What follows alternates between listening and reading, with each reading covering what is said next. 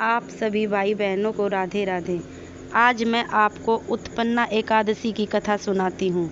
यह व्रत मार्गशीर्ष मास के कृष्ण पक्ष में किया जाता है। इस दिन भगवान श्री कृष्ण की पूजा का विधान है। व्रत रखने वाले को दशमी के दिन रात को भोजन नहीं करना चाहिए। एकादशी के दिन ब्रह्म बेला में ही भगवान की पूजा पुष्प, जल, धूप, दीप, अक्षत से करनी चाहिए। इस व्रत में केवल फलों का ही भोग लगाया जाता है। ब्रह्मा, विष्णु, महेश त्रिवेदों का संयुक्त अंश माना जाता है। यह मोक्ष देने वाला व्रत है। कथा।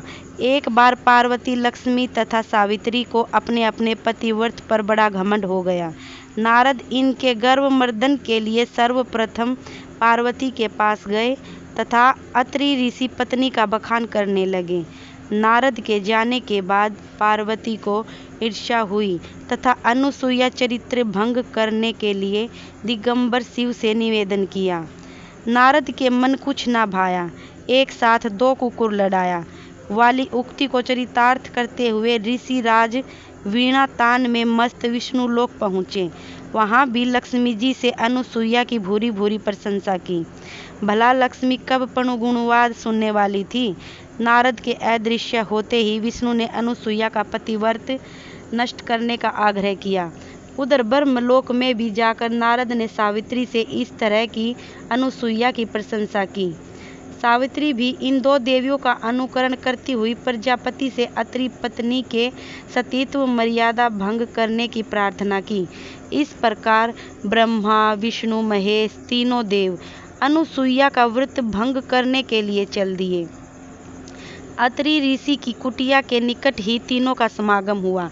तब एक ही समस्या समाधान तीनों देव भिखारी का रूप बनाकर भिक्षाटन करते अनुसूया के द्वार पर पहुँचे।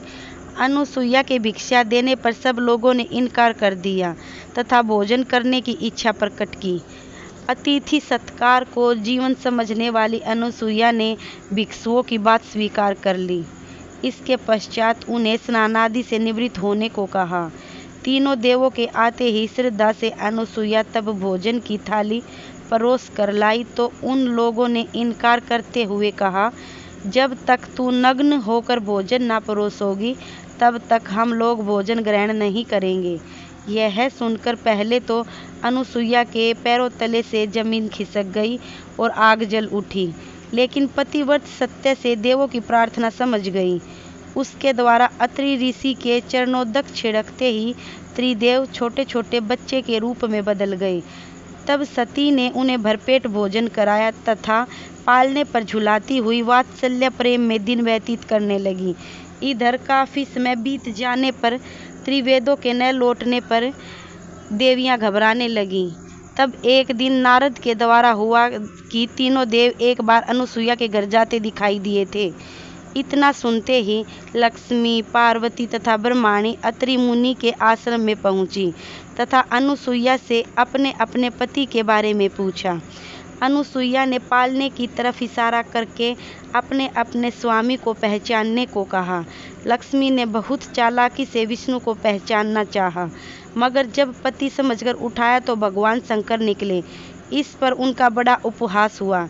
इस प्रकार तीनों देवियों के अनुनय विनय करने पर अनुसूया ने कहा, इन लोगों ने मेरा दूध पिया है, अतः इन्हें बच्चे के रूप में ही रहना होगा। इस पर तीनों ब्रह्मा, विष्णु, महेश के अंश से एक विशिष्ट अवतार हुआ, जिसके 3 सिर तथा 6 भुजाएं थी।